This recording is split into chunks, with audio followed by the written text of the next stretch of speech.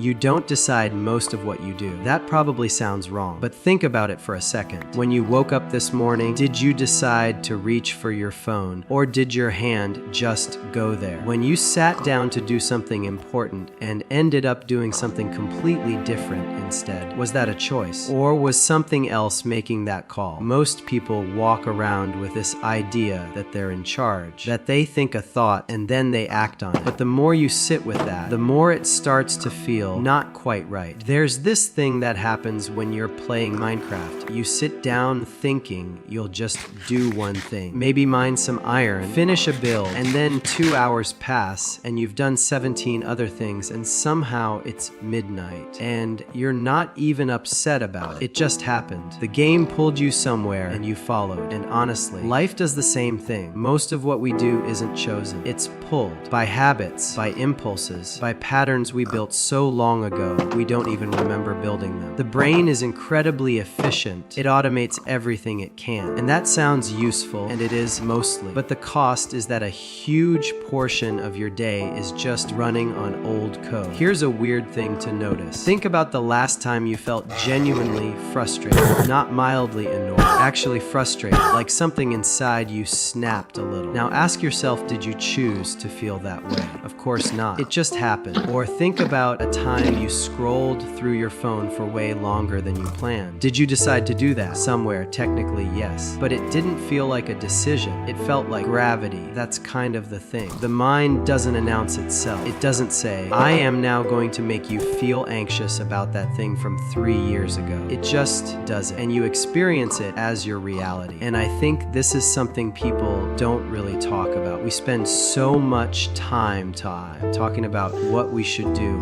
what we want, what our goals are, but almost no time asking who's actually running the show. Because most of us, if we're honest, are pretty reactive. Something happens, we react. Someone says something, we react. We see something online, we react. The whole day is just a chain of reactions, and somewhere in there we call it living, which is strange when you think about it, because we consider ourselves pretty rational people, thoughtful even. But rationality is often the thing we use after the fact to explain a decision that was already made. Psychologists have been studying this for decades. There's this idea, and it's kind of unsettling if you really sit with it, that conscious thought is often just a narrator, like a commentator in a booth, watching the game and describing what's happening, but not actually playing. The decisions happen somewhere below the surface. The conscious mind shows up just in time to say, yeah, that's what I was going to do. Bro, think about that for a second. It doesn't mean we have no agency, but it does mean that agency is more fragile than we think, more conditional, more dependent on things we're not fully aware of. There's something almost eerie about this when you start to notice it in real life. Like, why do you eat what you eat? Not the foods you consciously choose when you're being healthy, the stuff you reach for automatically. Why do you procrastinate on certain things and not others? Why does a specific kind of situation make you want to disappear and another kind makes you want to fight? None of these things are random. They all have roots. Most of them were planted before you were old enough to have any say in the matter. You grew up in an environment. That environment trained you to respond to certain things in certain ways, to value certain things, to fear certain things. And then at some point everyone said, okay, you're an adult now, and sent you out into the world, and those patterns came with you. And the weird part is nobody really talks about it. We talk a lot about external stuff, the algorithm, the news cycle, what other people are doing, what's happening in the world. But the thing that's actually shaping your life moment to moment is the stuff going on inside, the interpretations you apply to things, the stories you're telling yourself without realizing you're telling a story. Because that's the thing about the mind. It's always narrating, always.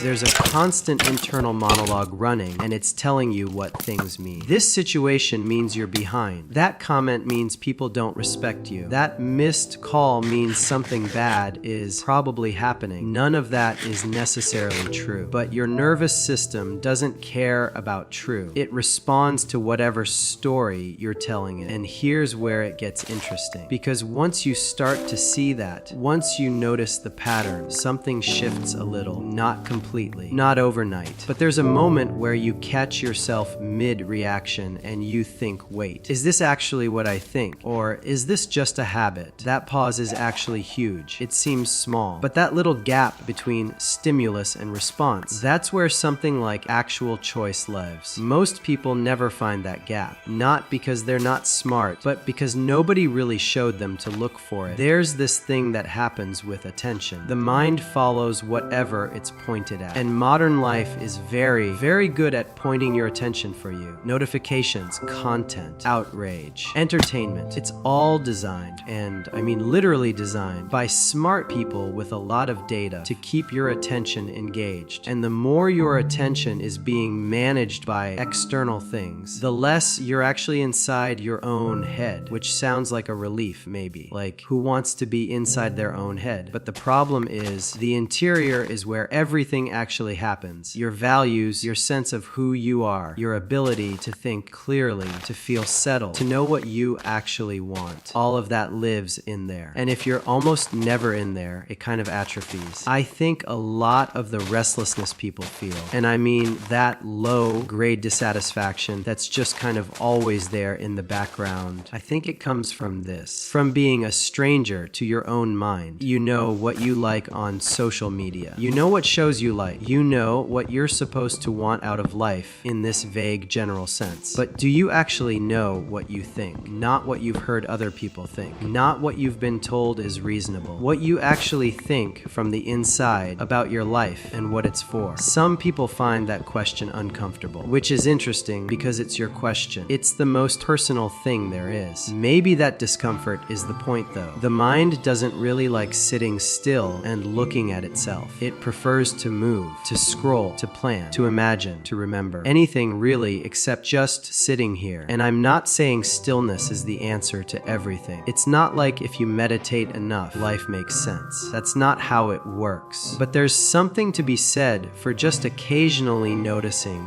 what's happening up there, not judging it, just watching it, seeing what your mind does when left to its own devices, what it runs toward, what it runs from, what it keeps returning to. Because those patterns are information. They're telling you something about what you've internalized, what you believe, what you're still carrying. The more you look at this, the more you realize you're not just a person moving through the world. You're also a collection of responses, a set of grooves that were worn into you over years and years. And most of the time, those grooves do your living for you. And look, some of those grooves are fine, good even. A lot of what we automate frees up mental space for things that actually matter. That's not a bad thing. But some of those patterns, some of them are genuinely in the way. Some of them are why you keep ending up in the same situation. Why the same problems keep reappearing. Why you know what you should do and still don't do it. The mind is incredibly creative about creating reasons that feel real and aren't. Guys, that's actually kind of crazy when you think about it. The thing that's most limiting you isn't usually something outside. It's not your circumstances, not your luck, not what other people are doing. It's the model of reality you're running. The assumptions so deep you don't even know you have them. The things you believe without knowing you believe them. And the reason this is kind of hopeful, actually, and I'm not trying to make this sound more optimistic than it is, but the reason it's hopeful is that the mind is also the most changeable thing. More changeable than your circumstances, more changeable than other people, more changeable than most things you're trying to fix from the outside. You can update the model, not easily, not quickly, but you can. It starts with noticing. That's it, really, at